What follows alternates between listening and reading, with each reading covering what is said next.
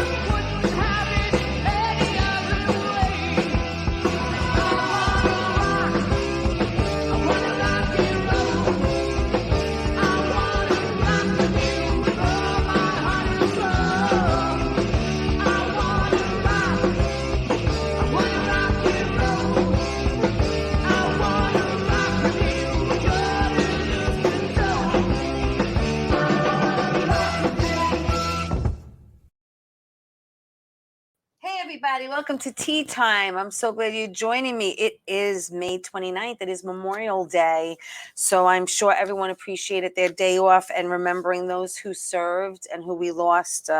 It's a special day. They say freedom's not free. So, we're observing today, and I am in the studio. I am live. We're live on YouTube and Facebook right now. And then Tea Time goes to Roku TV, Amazon Fire TV, Twitch TV, everywhere podcasts can be heard and seen every Saturday at 11 a.m. on Channel 20. If you live on Long Island, you get Optimum. I'm going to talk about my weekend real quick and then get to my in-studio guest.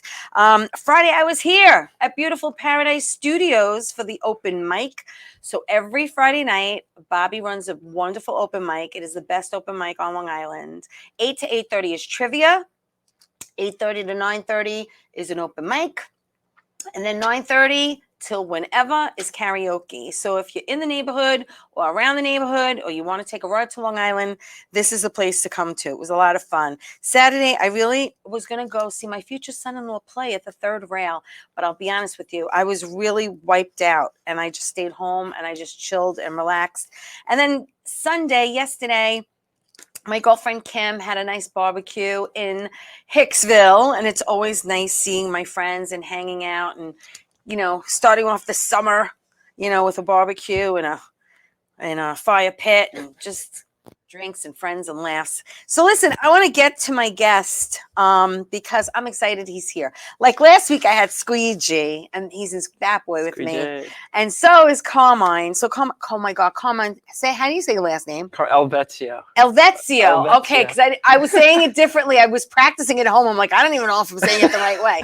Elvezio. Yeah, Google probably says Elvezio. Nice Jewish boy, right? Jewish. I'm joking. I know. How many times have you been to Italy? A ton. Never. No, about a handful now. A handful. Yeah. It's nice. I'll get there someday. I'll get there. But he's an actor. He's a producer. He's a director. And he's very, very young, people. He's very young. And you know what I like? I like having people who are in the industry who are really hustling their behinds off.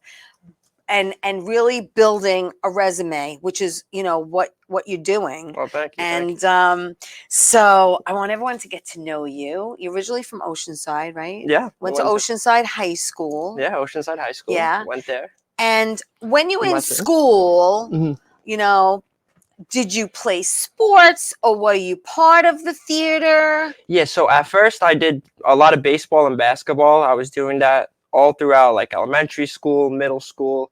And eventually when it came to high school, I tried out for baseball my first year and I didn't make it.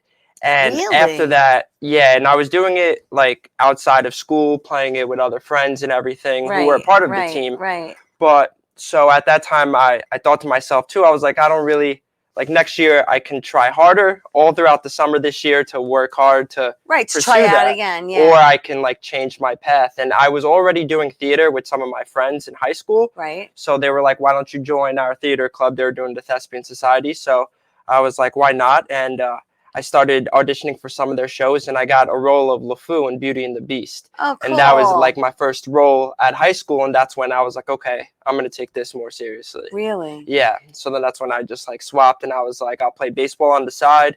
What position did you want to play in baseball? Center field. Center Okay. field. I like So playing did center. you go back the following year and make the team? I didn't even audition the next year. Once I started doing theater, I got a role. You didn't try out for baseball again. Didn't that even was try it. that. That was it. The stage was a calling. I was like, hopefully we got the this is my first pic, calling. Bobby, you could put up. This is you on stage. Like, you want to tell me what that is? Oh, that's me and my best friend Look Paul at you. right You there. look like that. Kind of looks like Guys and Dolls, but it's not. Oh yeah, no, that was Nice Work If You Can Get It. Ah, that's a great show. That was our senior musical, and I was with my best friend Paul there, and that was great. We did a lot of roles together. He was actually the one who convinced me to go do theater and everything because I liked acting. We did it when we were younger. We're gonna come back to that pic. Thank you. So that was it. You got the bug.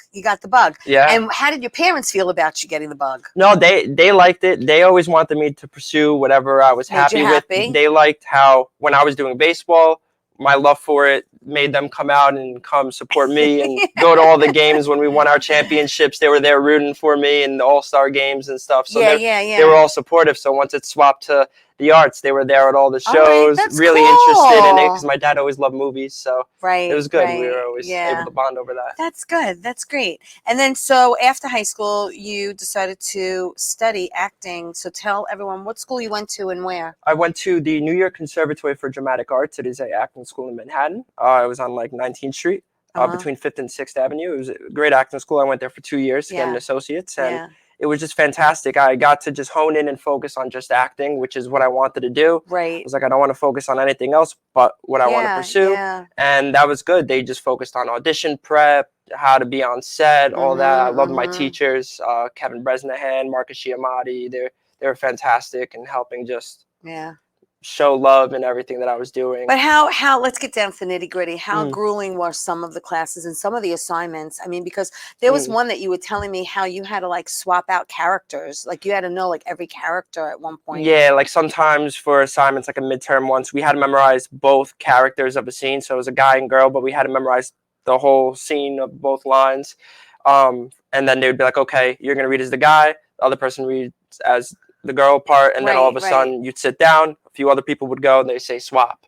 So stuff like that, like Meisner prep, which was good. It was just like really locking in with someone and, just behaving truthfully under those imaginary circumstances and just boiling everything down with the person that you were with. It was good. They would like make you cry, given like an emotional circumstance, giving you like a given circumstance where you come in with that emotion and just cry on the spot with the scene. Just so it was good. It got a lot out of me that I genuinely at first wasn't comfortable with. Like it took me out of my shell to do that.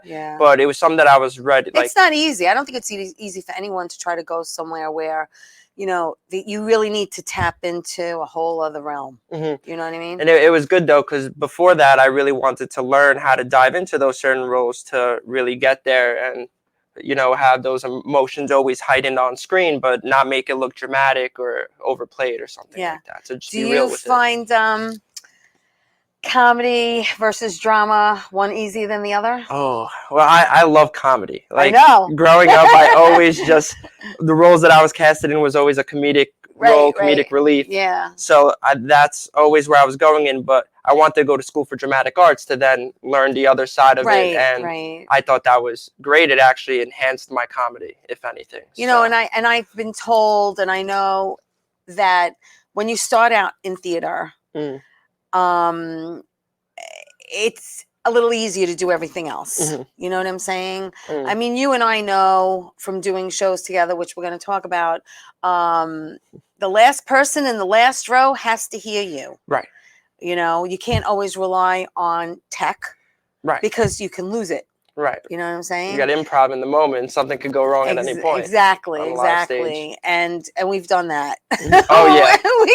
we definitely. Where we had our moments where all of a sudden someone doesn't come out. We're supposed to start a scene. And we're like, all right, we're going to. So now you graduate from this conservatory. Yes.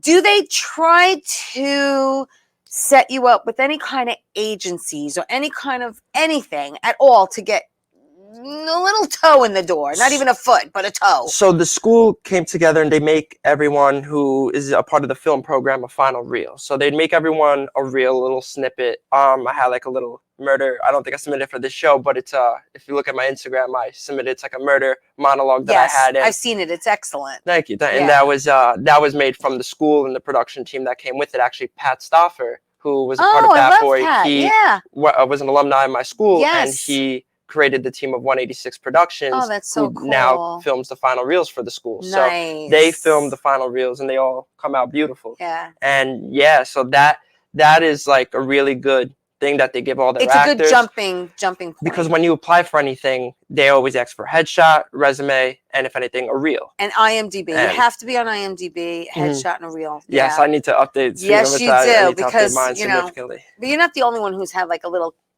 faux pas with the name thing. You know what I mean? Yeah. But yeah, no, it's good. So you know, you study and you're following your passion, and which is good because you're young and you know you're not taking that regular 9 to 5 job. I mean, obviously you work and you support yourself, but you're flexible with being available, which is important. Yeah, that's definitely something like at home that would always be enforced. Like, you know, you have to work a 9 to 5 job, something that will give you, you know, a stable everything. You know, you need medical, you need so you want 401k and you want some kind of retirement when you're old. Exactly. I get it. That's like at the time right now, you don't get that, but you're just like right now, currently I work at a pizzeria. I do deliveries. I do whatever I could so I can just have a stable income so I can pay for my car and everything I need to and develop a savings. Yeah. And then with the extra time that I have, be able to hopefully well, a pursue lot my of career actors, more as and you more know, I know a lot of actors that they're waiters. They're in the restaurant industry, right? Working, you know, because a weekends, lot of them work nights and they leave their days free. Mhm. You know what I'm saying? And again, you have to be flexible. You have to be able to really, and you know, to be able to be ready at the drop of a hat. I mean, if someone tells you need to be Staten Island tomorrow, you have to try to be able to do that. Yeah. Because then you miss opportunities, and then you like kick yourself. Right. You never know like what opportunity is going to show up one day. You'll get a call and they'll be like, hey, in 2 days we need someone. And then you can't be there because you're already busy. But that could be an opportunity that you don't know what doors it could have opened for you to just show up and be there. Yeah. And because you know, and we know that when you are on a job, there are a lot of people there. There are a lot of opportunities to network. Oh, yeah. And, you know, and then, you know, see where it takes you for the, you know, for the next thing. So while you were in college, you did extra work. You did Billions? Yeah, I did a day on Billions. That was great. I applied for the That must have been fun. That's a great show. Yeah, it was fun. I was like, got to be right behind Paul Giamatti while he was like doing his stare. He's great. And I saw it in the trailer. I saw myself in the trailer. So I was like, oh, I made it. You did it, baby. I'm in the trailer. I was standing on my tippy toes because there were so many tall people in front of me. And I was like, if I can't see the camera's not going to see me. So I'm just like up there on my toes trying to just still be serious. But my feet were killing me. But I was like, we did it. So that was just a lot of fun. That's fun. You know, and then you and I did Bensonhurst Boys. Yes. And that's with Ralph Bracco. That's John Marola's story. That's going to be a series. We filmed that. That was an overnight shoot. It was a very, very, very long shoot. Yes. But it was a lot. It was a lot of fun. And a lot of fun. Hopefully they're going to continue. We're going to continue to film that. Yeah, it was a nice restaurant scene, you know. Yeah. Wayne Diamond was there. You did a thing called Alone, 54 Below Broadway. Those are the next 2 picks, Bobby. After that first one, that's you and you singing there. Yeah. So you could hold a note, my friend. Yeah, I hope so. Every now and then, I'd like to try. You know, singing. Yeah, no, big kudos to my friend Dean. He's been starting a production company and just putting a bunch of shows out on 54 Below, the Green Room 42. And then there's a group pick, right? Yeah, that's Dean right there in the suit jacket. Oh, nice, nice. And yeah, that whole cast is so extremely talented. They all went to school and studied musical theater. Oh, that's and great. So I was just so happy that my friend gave me that opportunity. I have to tell you, if you ever come here on a Friday night, Michelle Astor, shout out to Michelle Astor, her daughter and her friends go to they all go to school together, and they're all in like the performing arts. I don't know if I'm getting this right, but they're all in the performing arts group or classes together. So they all come here on a Friday night, and they all sing amazingly. They'll whip out a couple of Broadway show tunes, and you know what I mean? Yeah, no, I get what you're So saying. it's like, it's really cool. And they're all young and single too. Oh, Just cool. to let, Oh, to let you know. Easy In now, case you want to Theresa. come on a Easy. Friday night. I'll definitely ask my friend Dina to come out here too. That would be a It's the good place time. to be on a Friday night. I Is hear. Paradise Studios. I heard that opening. You know, that was a good opening. You All right, promoted listen, it well. we're going to go to my first break, but don't go away. More with Carmine when we get back.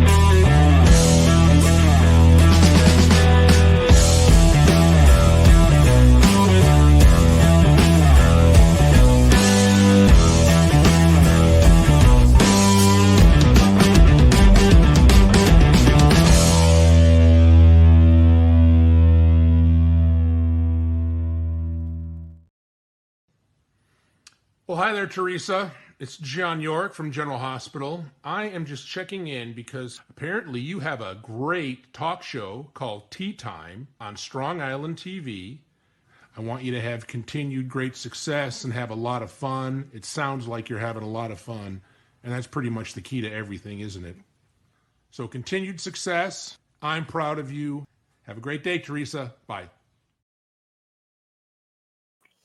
Hey, everybody, welcome back to Tea Time. Thank you for joining me. Special shout out to Michael Norton watching Hey, from Michael. Sunshine State of Florida. Woohoo. And everyone watching, thank you for watching Tea Time. I'm here every Monday night live on YouTube and Facebook. And then we're going to be on TV Saturday. It's so exciting. So Carmine is an actor. He's a producer. He's a director. He's very young, up and coming, hustler, always working his butt off, always looking for the next thing.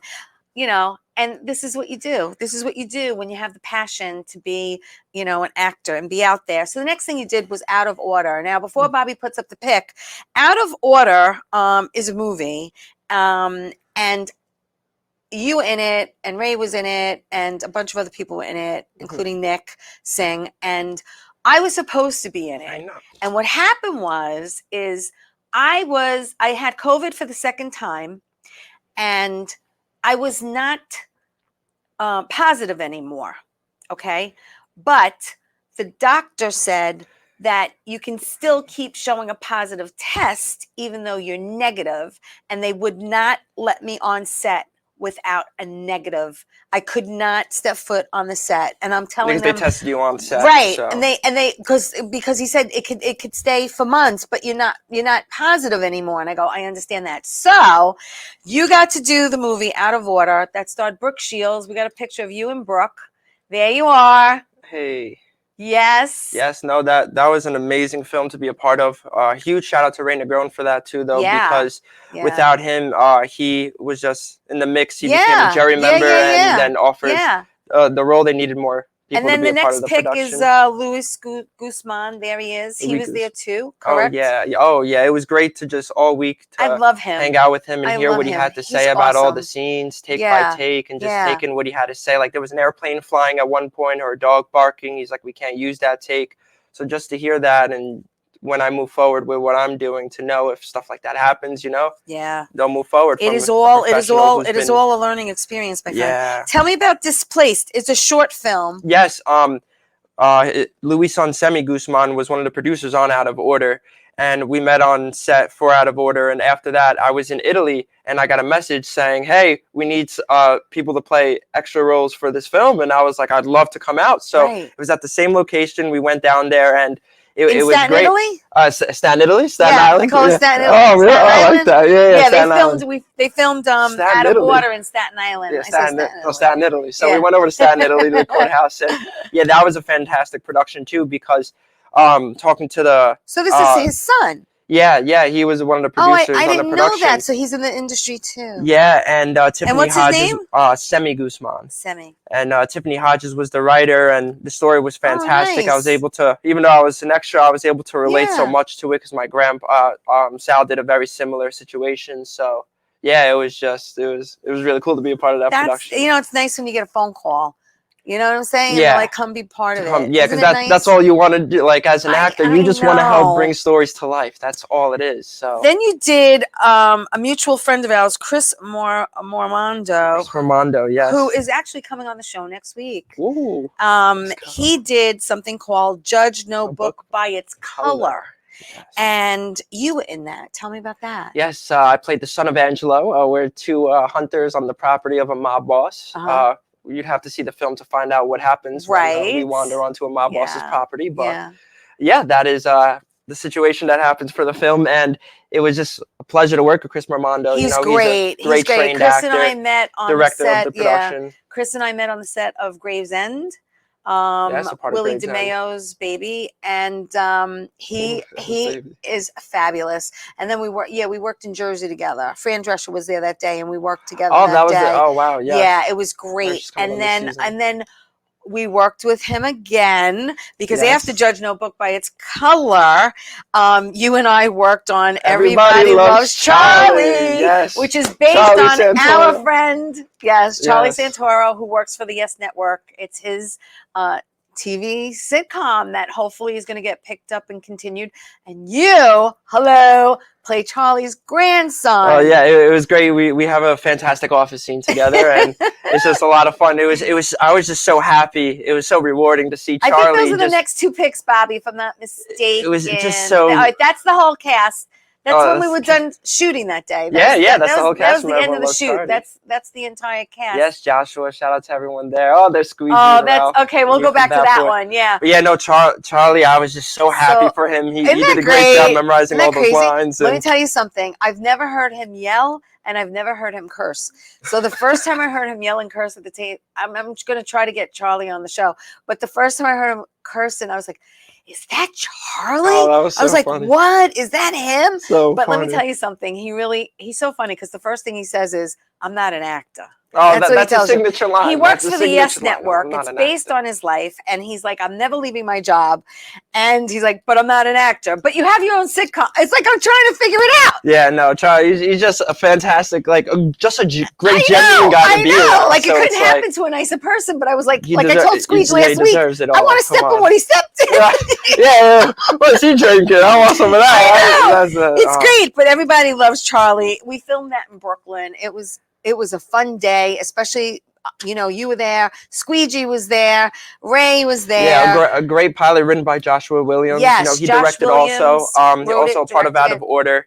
And, he's just been working hard, talking about hustling and being out there and in the industry. That's Joshua. And well, he said he'll do my show, so I'm hoping to have him on soon. Oh, that'd be nice. He wrote such a fantastic script, though, and I was so happy that day to see the way he directed everything. To see your scene was without ruining anything, though. Your scene, just to see the way he shot your scene and how Charlie's characters. See, obviously, I can't see it because I'm in front of the camera. But they were having a voiceover during your part as doctors were approaching, and it was very funny. And a nice surprise, Tom DiDario, who's a comedian and actor. Yes, he showed up that day to play the a doctor. Right? Yes, he played one of the doctors. Not going to give anything away, but funny. Yes, really funny. Yeah, I was so happy to be part of that. It's always nice to to work with your friends. Yeah. It was a cool atmosphere. It was very chill and very open to just bringing friends to be a part of the production. And it was opening just doors fun. For other people. That's the whole thing. I always said,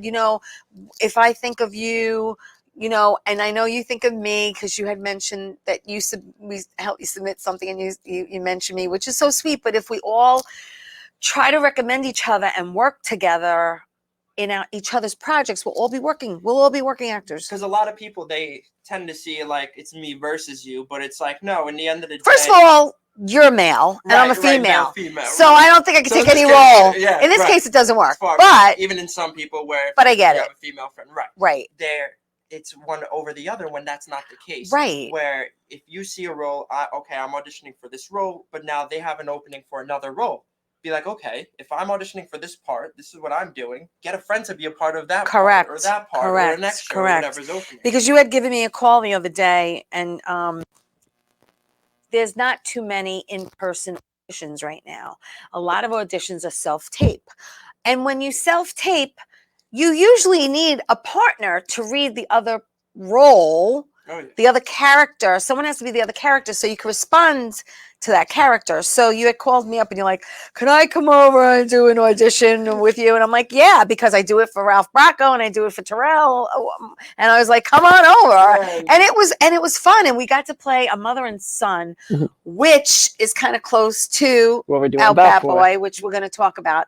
But, you know, so it was just so natural for us to do that was so much fun. Like, I was so happy. You were the first person that came to mind. And I know he's going to get it. I know he's going to get this part. Fingers crossed. You were the first person that came to mind. He's so going to get this part. But he's like, I want you to play my mom. And I was like, you know, it's probably already casted, and it's out of New York. We're not going to give anything away, but it's probably already casted, and it's not taking place in New York. So they're going to get someone who's local. But the point is, A, I appreciate you thinking of me, but it was a really good scene between the two of us, I have to say. Oh, that was so much fun. Yeah, just talking to you were able to just bring whatever you felt like. You're like, okay, let me say the lines like this to get this out of you. It was good. No, it was good, and I did. Yeah, it was good. Yeah. It was good. You know, sometimes you have to like push yourself or go in another direction, you know. And I had my own equipment. Theresa had her equipment already set up, her lights set up. Yeah, he's like, no, I'm going to use my camera. Excuse me, I brought my equipment, but you had it set up. I was ready though. Oh, excuse me, that was good.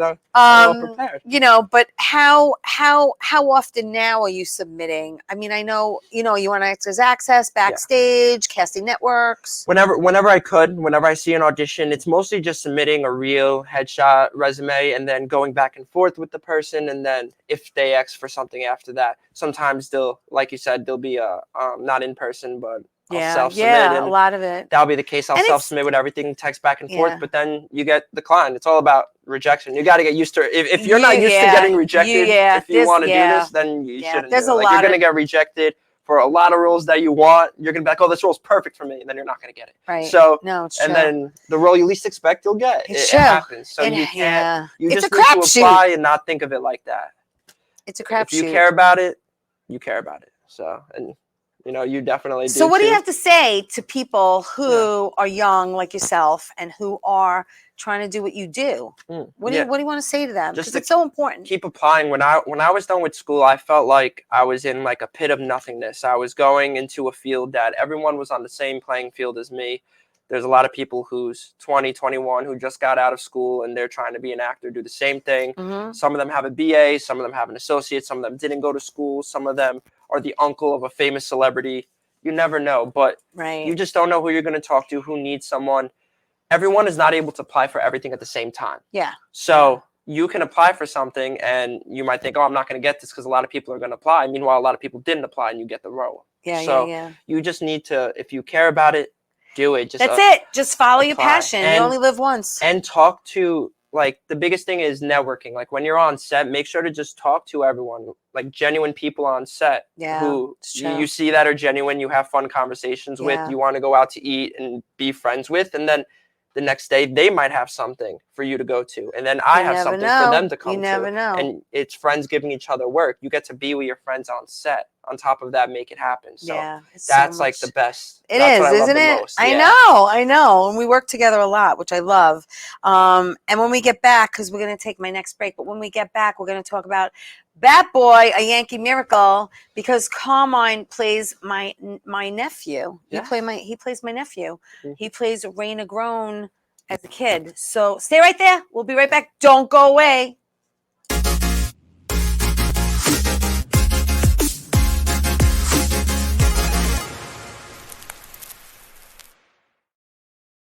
Wonder Woman was everything to little girls, especially that look like me. She stands for being a voice for people that need a voice. My organization renovates homes for people with disabilities. And when I come home, a self-care routine makes me feel my best. I'm very proud of the difference that we're making, and to see that impact in my community inspires me to work even harder for everyone around me. How you doing? It's Sal the Voice Valentinetti. Why are you watching me? You should be watching Theresa Canastraci Tea Time with Theresa Canastraci Farrell. And make sure you follow Theresa on Facebook, Tea Time with Theresa Canastraci Farrell. We'll see you there. I love the way you say my name. I love. Hey, everybody, welcome back to Tea Time. Shout out to Bruno. Hey, Thank you, Bruno. Bruno. I love you. Thank you for watching and supporting me. You know, it means the world to me. Everyone watching, thank you so much. You know, I'm doing this show. It's going to be 4 years here, but a total of 5 years. It's crazy. Wow. It's like it's When we were in the insane. back room, now you're over I know. I'm moving on up to We're the in front different room, sets. moved on up. Moving So listen, on we're going up. to talk about Bat Boy because we talked about Bat Boy last week with Luigi Squeegee, who Derek Jeter gave him that nickname. And so I have to ask you, Yes. because Carmine plays my nephew, Ray Negron. And there's a couple of pics that I sent Bobby that he'll put up in a little bit. But in the meantime, before he puts them up, how did you meet Ray and how did you get involved in Bat Boy? When I was in high school, it was my senior summer going into my senior year. I was asked by one of my friends she had a small theater group because she was working with Steve Vaccaro, who's the producer of Bat Boy, and she was working with him at the time and asked me and a bunch of my high schooler friends to go to a bunch of different locations and to sing. So they asked me to just go to this one where it was a book signing for Yankee Miracles, which is a book written by Ray Negron, Right. and the story of his life. And I was like, oh, like that's cool. And they wanted me to sing some Jersey Boy numbers. So Oh, cool. I was like, I like Jersey Boy. So Yeah. that's fun. I'll be a part of that. They needed more guys to be a part of it. So I went out and that was it. We sang some songs. And afterwards, I went with my family because my mom's like, oh, let's go get the book. Let's go get it signed because Ray's doing the signing in the back. So we went over there and went up to him. He was like, great job today. Signed the book. And he was like, we're going to keep in touch. And I was like, oh, okay. Like, do you want my phone number? Like, how are we going to keep in touch? And he's like, no, don't worry. We'll keep in touch. And I'm like, go, okay. Like that. Like, okay. I'll find you, kid. Like, all right. I was like, you got it. So then we left. Funny. And then we were in the car. And I was like, oh, like, he's going to keep in touch. Did you give him your phone number? I was like, no. I was like, I don't know. And then, would you know, like 2 weeks later, they had us have a meeting. Ray was coming from, he was filming Bottom of the Ninth. Back. Yeah. And they came in and they told us about the production, how I was playing Little Ray, and how we're going to make it happen. And that was it. That was it. And we've been doing the show. Like 4 years? I was going to say No, 4. Is it 4 or 5? I think it's like 5 or 6 Oh at this my God, point. I met him. Yeah, he was a it's 5 or baby. 6 at this point. Oh my God, it's Insane. crazy, insane. Now Bobby could throw up some pics of us doing Bat Boy. There's one of that's us actually. We just did that in Floral Park a couple weeks ago at the VFW Got your wig Hall. on right there There's with Squeege Squeegee and Ralph Bracco, and that's me with my Aunt Olga wig. That we're gonna come back to. Production work. That we're gonna come back to. I think it's the next. No. Oh, that one we're gonna come back to. All right, just me and the next one. There you go. That's us when we first started. Wow, that was very young. No. You are bambino. Oh, wow. Look at you. Yeah, I don't know if you could tell, but that's a wig. I mean, no, it's not. I actually pick my hair every day. And then the one underneath that, that's when we just did it in Staten Island. Bob, who plays George Steinbrenner. There's you, and we have Ray, Squeegee, and Ralph. Yes. Yeah, and I think there might be one more underneath that, which was at Yogi Berra. Yeah, that was at Yogi Berra. Yeah, and Larry Berra was there for the performance. Yes, also, we did that at the Yogi Berra Learning Center over in New Jersey. And the next one actually is when you and I find. I think that's it. You could click on that. I think it's that one or the next. Yeah, that's you and Reggie Jackson. Which is celebrating the World Terrell. Series. Yep. And then the one after that is the dramatic scene. This is when you and I come out and we find Squeegee dead, which is it's a horrific. It's so dramatic, and you comfort me and you tell me it's gonna be okay, and you help me call for help, and it's a scene that gets everybody because I don't Ray's life was so violent. And he was the only person to survive, either not going to jail or ended up dying. Yes, we mentioned last week. Everyone ended up. I mean, it's crazy. But Hector in the show, Squeegee's part, he was supposed to be a New York Edwin, Yankee. Edwin. He was supposed to be a New York Yankee bat boy. Right. And that's what happened. He was supposed to be a bat boy. Steinbrenner wanted Ray as well as him. Yeah. And when he was like, let me do one final job. And that was it. It was, unfortunately. But it's a show that we hold close to our heart. It's a nonprofit. The money goes to some charity, whether it's a little girl with cancer or a gentleman with ALS or whatever, needs be. Someone was murdered by falsely accused of being a gang member and was murdered in the Bronx, and we raised money for them and their family. Just what it just goes on and on and on. It's a labor of love, and we do it because we love to give back and because we love telling Ray's story. Yeah, it's just a phenomenal story. It is. I told him Steinbrenner was his fairy godfather. 17 years old, caught doing graffiti on Yankee Stadium. Who catches him and sees all the vulgar language that's being talked to this kid by the security guard and policemen at the stadium? George Steinbrenner. And what does he do? Instead of taking that moment and being like, bring him to his mom and let him go, he was like, let's take him and flip his life around and give him a second chance. Yeah, it's amazing. And that's what Steinbrenner always did. He would always do things out of the kindness of his heart like that, but they were always unspoken. He would never go out of his way to publicize it or anything like that. What he did. Because that wasn't the purpose. The purpose is to do something genuine. It's not about the other stuff. It's not about the accolades. It's just about doing it and getting it done. So you also have dabbled in producing. Yeah. And directing. Yeah. And then Bobby could go back to that picture of you behind the camera. There you are. Yeah, we do. I've been doing a few productions for Ray Negron. We are doing a documentary about his life. Yes. So interviewing a bunch of people as need be when it comes to that. I work with the chapter's rap organization, and we would film a bunch of productions over. That's at Cablevision Studios. Thank you. Big shout out to Jason and Mary over there at Cablevision. I've been working with Chris DiMaggio, which is a cousin of Chris DiMaggio. Yes. Is that related to Joe DiMaggio? Cousin. It's his cousin. Yes, they're cousins. Nice. And did a show over there for him, and just been doing a bunch of shows over there, as well as BronxNet. We've been doing some training. I can do. Do you know what we forgot to mention? We forgot to mention this thing that you and I did on Bedford, which originally was called Flight something, but then it was changed. Yes, there was Mind Games. It was a production. Mind Games. There. So basically, there was a production that we were supposed to do. It was put together over the summer, very last minute, how it came to be. But we wanted to put a production together during the pandemic to be able to show our work. Everything's closed because of the pandemic, but didn't mean that we had to stop. Let's just grab a camera, go on the streets of the Bronx and on Long Island and go film. And that was a lot of the Bat Boy cast was something in that. short. Yeah, we filmed a short that never came to light at its full length, but since then, just editing problems and everything we had. But I'm gonna take the production, give it a short. I know you're gonna bring it back to life. I'm gonna give it a short trim and bring it. Yes, I know you are. I'm gonna give it just a short trim where people can just view it, and it can be a fun experience, like a fun viewing for everyone who was a part of the production. Yeah, I think it's gonna be fun. It was a big learning production. I mean, that was a big learning experience. That was my first time really doing anything with a behind the camera. Yeah, and it was so great. One day we were over in the Bronx, and we had Sammy Cohn, a part of the production, and David Cohn came out to come say hi. Yeah. And just be on set with Squeegee and everyone who was there.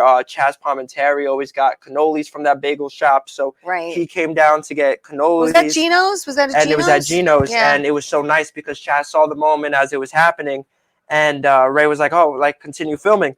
So, because Ray was producing it, and I was like, "Okay." So I interrupted them. I was like, "Guys, quiet on set. We're filming." And we do the film, and after that, he comes up and he just gave advice about what to do as a director. And because I told him it was my first time, like I'm an actor, but I was like, I'm trying to direct because everyone wants an opportunity to do something, but there's nothing available. Everyone felt like at the time. Yeah.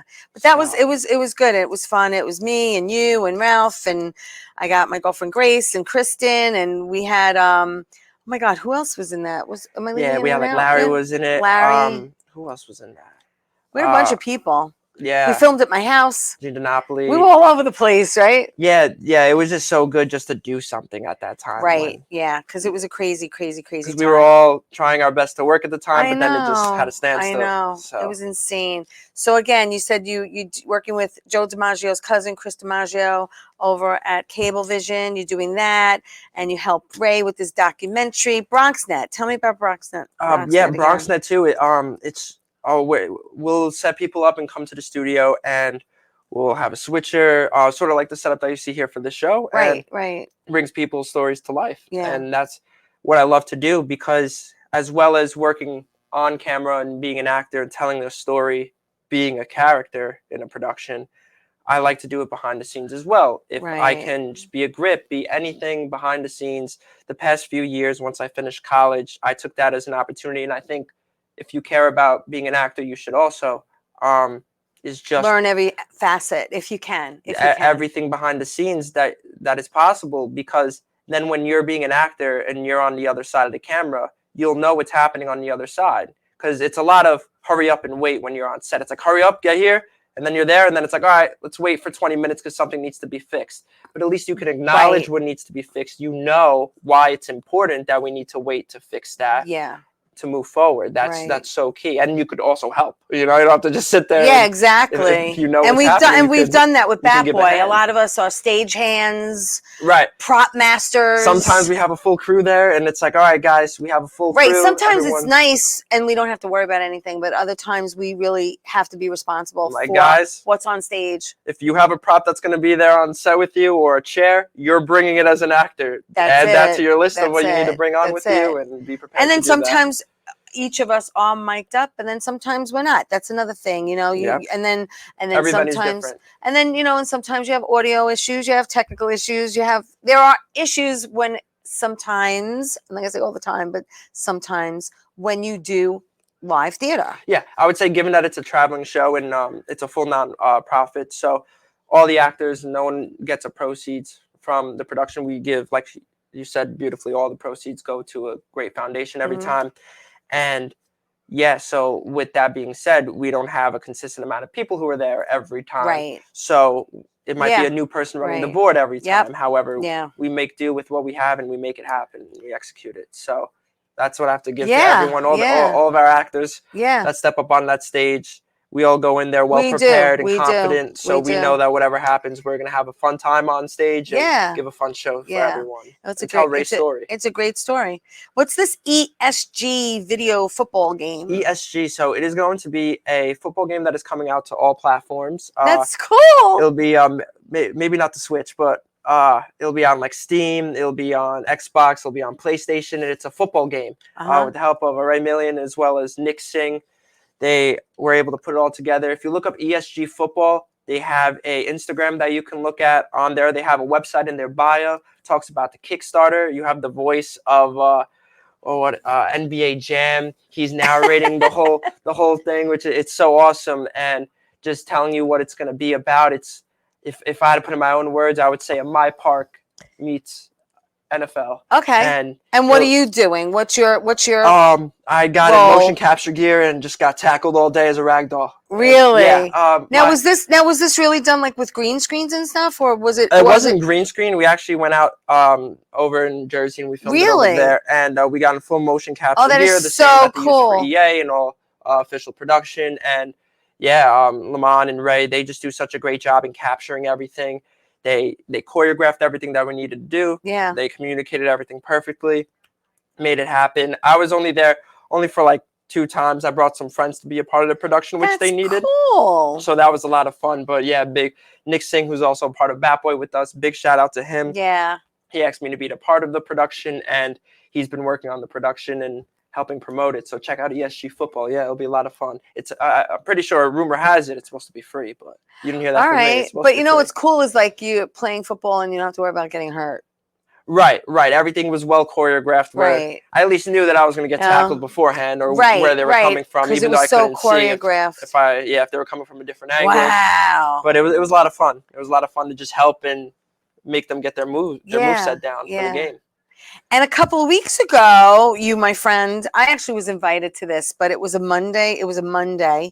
And I do my show on Monday, and I do a lot of prep, and I didn't want to rush back. But you joined Charlie for Hank's Yanks.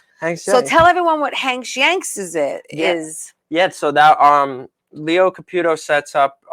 He's in charge of the Hank's Yanks organization, and him, Ray, Squeegee, and the organization invited a bunch of ball players over and to play golf. And celebrities. Because it was funny because Squeegee's like, come. You're riding the golf cart with me. Don't worry about it. But you guys had to get up really early the next day. Yeah. You had to be out in Suffolk, right? Riverhead or something. And the last pick, Bobby, I think is Charlie. if I'm not Oh mistaken. yeah, that one. Yeah, right That's there. okay. So that's on top is Charlie with Charlie with Nick DeToro is on the right, which is actually he's in Recipes for Love with Me. Who's on the left? Do you know who's on the left? Offhand? Lou Piniella from Bat Boy. I Yeah, can't. squint in. I can't say. I'm sorry. Okay, and then at the bottom we have everyone from. On the bottom is you yeah. on all the way to the right. There's Yeah, Charlie. those are all members who actually work for the Yes Network Thank you. organization. Now I can see. Thank Yeah, you. there He you brought go. it closer. There you go. And yeah, at the bottom they all work for the Yes Network organization. So that was a nice day, and they do that every year, correct? Yeah, every year they do that just to raise money. They raise I don't know how much they raise, but I know They they raise a nice amount of money. a nice amount of money for the children and to get Right. equipment to let the kids play. Kids who don't have the funds to put the money in so they can even play ball, to get the equipment, the uniforms, Right. all that fee, Yeah. because the umpires need to get paid and everything, coaches. Right, So right. this eliminates that for those kids Yeah. who need it and can play baseball. Nice, Part nice. of a well organization that keeps kids off the streets. Right. And so that's a beautiful thing. Yeah, absolutely. I'm sorry I missed it. It would have been nice to see Nick again and Yeah, just to see Charlie and everybody Mm. and to ride in the Twice golf now. cart. First out of order now. Anything else you want to say you didn't show I up don't to know. today? All right, so let's go back to that pic with him and Frankie Valli because he's shaking his hand. There it is. You, my friend, Mhm. are a very lucky man because I know Ray a long time and I haven't met Frankie yet. Ray Negron is very good friends with Frankie. And tell me where and when that happened. We were at the Ruth Eckerd Hall over in Florida, and it was just a beautiful moment. We helped with a production called Reach Out with Ray and Steve. Yes. And they have a talk show with Robbie Robinson. Yes, Robbie And- Robinson is and has been Frankie Valli's musical director for like over 50 years. Yes, and he's just stellar. If you've seen a Frankie Valli concert, he's the one right behind him on the keyboard and then jamming out behind him, conducting everyone. Yeah, and yeah. It's just awesome. He's and Frankie great. introduces him every time. Yeah.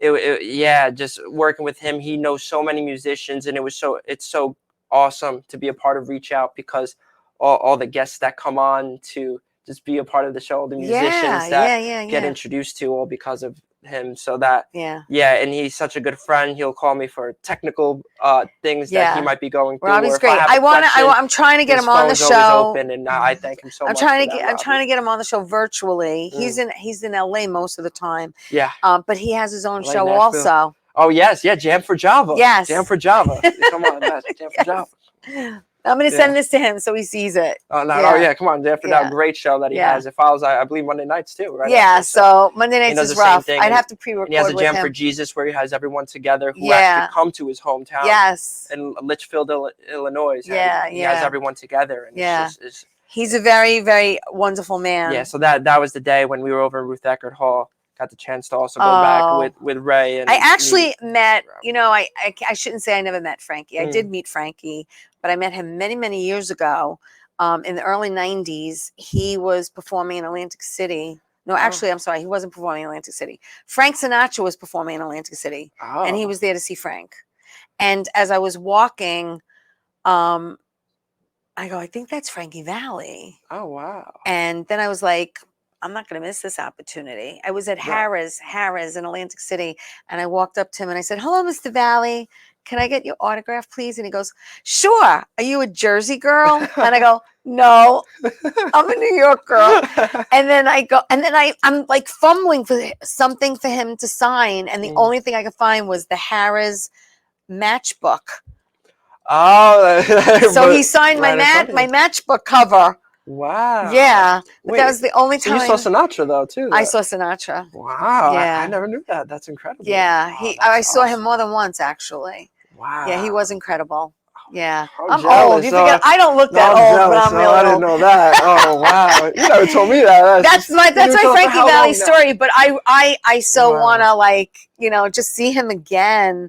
I've never seen him perform in person. And I'm dying it still sounds the same, which was incredible. Just like the soundtrack. Isn't that amazing? God bless, man. Whoa. He's doing what he loves. And he's no spring chicken. No. You take his days off when he needs to, rests up, and he'll go out there and perform. He put all his hits. Wow. God bless him, yeah. Did I take my last break? Bobby, did I take my last break? I didn't. I gotta take my last break, people. But listen to me. We have so much more. This man has dabbled in writing. Hello, we're gonna talk about that. And we're going to talk about how to find him, not stalk him, but how to find him on Insta and Facebook and see what he's doing. So let's get him. I'm going to take my last break. Don't go away. We'll be back after this.